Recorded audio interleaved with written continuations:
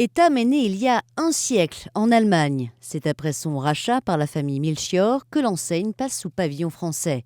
La marque doit alors son succès à ses bas résistants et ses dessous indémaillables. Depuis, du bustier fantaisie au maxi t-shirt de nuit, Etam écrit une autre histoire des femmes à travers la lingerie. C'est l'avis de Marie Schott, la directrice générale d'Etam. Etam a bien sûr accompagné les femmes dans leur émancipation en les libérant du corset, en leur permettant de porter du string par exemple.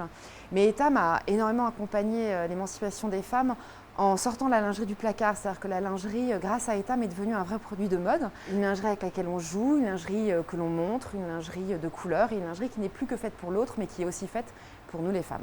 L'enseigne s'est toujours montrée avant-gardiste dans son marketing. Elle est la première marque à mettre la lingerie sur des cintres et à l'exposer en vitrine. La première aussi à faire des collaborations extérieures, comme dans les années 80 avec Véronique et Davina. Etam a beau être centenaire, elle fait appel aux nouvelles technologies. Etam innove aussi sur le produit énormément, sur les matières. On a lancé le soutien-gorge à mémoire de forme en France. Et puis déjà dans les années 80, les premiers soutiens-gorge avec des coques non cousues. Etam vend 80 millions de pièces dans le monde entier, réalise un chiffre d'affaires d'1,3 milliard d'euros. L'objectif désormais, passer du statut de leader français à celui de numéro 1 mondial.